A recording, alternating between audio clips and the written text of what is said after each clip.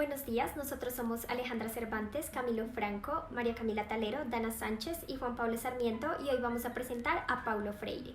En la agenda de hoy tenemos primero la biografía, luego la pedagogía del oprimido, luego antidialogicidad, dialogicidad y por último el caso. Paulo Freire fue un pedagogo brasileño nacido en Recife, en Brasil, en el año 1921. Estudió filosofía en la Universidad de Pernambuco e inició su labor como profesor en la Universidad de Recife, como profesor de historia y de filosofía de la educación. En 1947 inició sus esfuerzos para la alfabetización de adultos que durante los años 70 trataría de llevar a la práctica en el noroeste de Brasil, donde existía un elevado índice de analfabetismo. Con la ayuda del obispo Helder Câmara, promovió en 1961 el denominado Movimiento de Educación Base, a la vez que desarrollaba su metodología educativa desde sus creencias profundamente cristianas. Paulo Freire concibió su pensamiento pedagógico, que es a la vez un pensamiento político. Algunos de sus títulos a destacar son La educación como práctica de la libertad, publicada en 1967, La pedagogía del oprimido, publicada en 1969, y La educación y cambio, publicada en 1976. Freire dice que las masas oprimidas deben tener conciencia de su realidad y deben comprometerse en la práctica para su transformación. Para esto, la gran solución es la educación, pues la pedagogía del oprimido debe servir para enseñarle no solamente las letras y palabras, sino también lo más importante, la transformación de su realidad y la creación de una conciencia de liberación para su transformación en un hombre nuevo.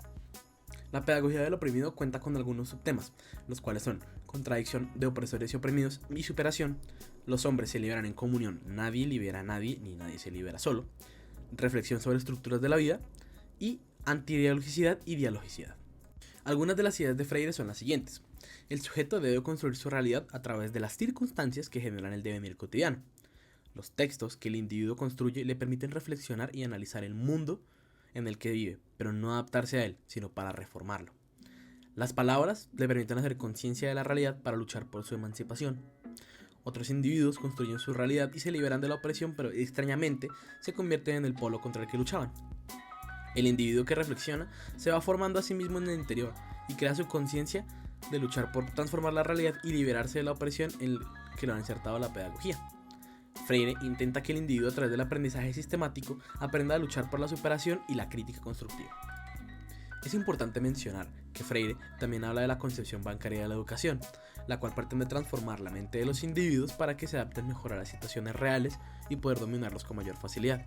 Entre más pasivos sean, más se adaptarán, y esto hace que disminuya su creatividad y se estimule la ingenuidad, lo cual crea condiciones para que los opresores emerjan. No obstante, nos vamos a enfocar únicamente en antidialogicidad y dialogicidad. Ahora vamos a explicar la teoría de la antidialogicidad y la dialogicidad. Estas hacen parte de la pedagogía del oprimido. La primera, la antidialogicidad, sirve para la opresión y la segunda para la liberación. Esta teoría parte de la idea de que el ser humano, como ser de la praxis, emerge del mundo y puede transformarlo mediante su reflexión y trabajo. Para esto necesita del diálogo, porque si no, los oprimidos no actúan, sino que se ven manipulados por los opresores. También esta teoría afirma que los opresores pretenden que las masas no se cuestionen las estructuras del mundo, sino que se adapten a la realidad que les impone el opresor.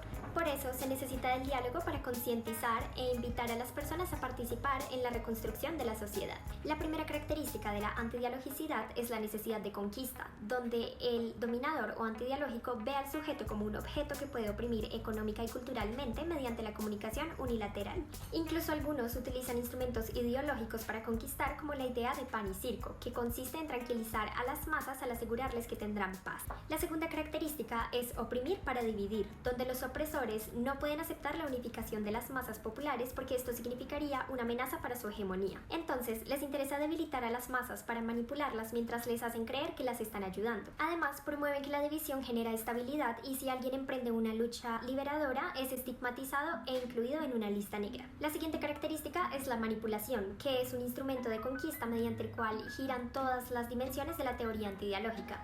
A través de la manipulación ideológica, las élites dominadoras intentan moldear progresivamente las masas a sus objetivos, pues los opresores quieren anestesiar a las masas para que no piensen, porque entre menos carácter tengan, más fácil será dominarlas. Finalmente, la invasión cultural consiste en la penetración que hacen los invasores en el contexto cultural de los individuos para imponerles su visión del mundo y frenar su creatividad. Finalmente, se busca que los individuos se vean a sí mismos como inferiores para que puedan reconocer a los opresores como superiores. Ahora vamos a hablar de la dialogicidad. La dialogicidad. Las características de la dialogicidad son: la primera, colaboración.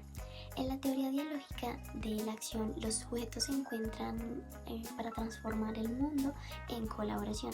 Se ve la colaboración como una forma de emancipación del pueblo, ya que el líder y las masas interactúan y se comunican con el compromiso mutuo de luchar por la liberación y no adaptarse, como logrando una praxis revolucionaria.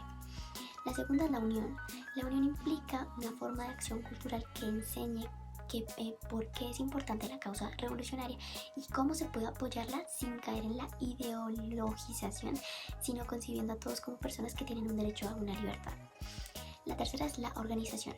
El liderazgo busca una organización de las masas, lo cual implica demostrarles que la liberación es una tarea común. También exige como una disciplina, orden, objetivos precisos para que se pueda lograr como liberarse de la opresión. La síntesis cultural es necesaria superar las características antidialógicas para que toda esta estructura social funcione a favor de la liberación. Se trata de la fuerza como la cultura de la unidad, un actor creador revolucionario que reivindique la sociedad como otra visión del mundo distinta a las que se interponen.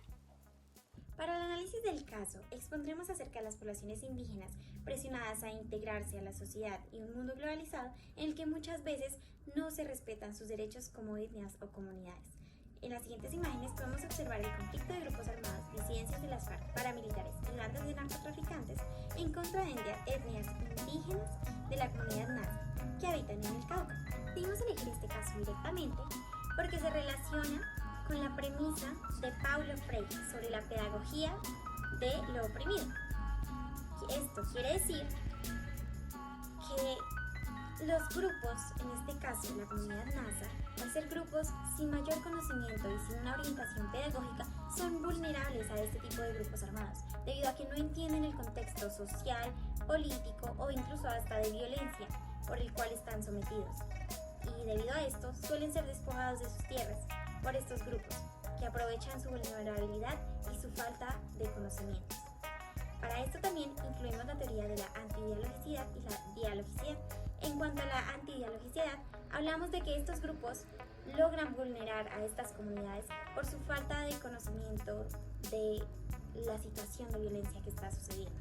Asimismo, la dialogicidad nos habla de cómo a través de trabajar en equipo, que este es otro ejemplo que está dentro de nuestro caso, el Ministerio de Educación está haciendo todo lo posible por orientar a estas comunidades indígenas para educarlas, para ayudarlas, para preservar su cultura, pero también ayudarlos a conectarse con el mundo de la sociedad civil.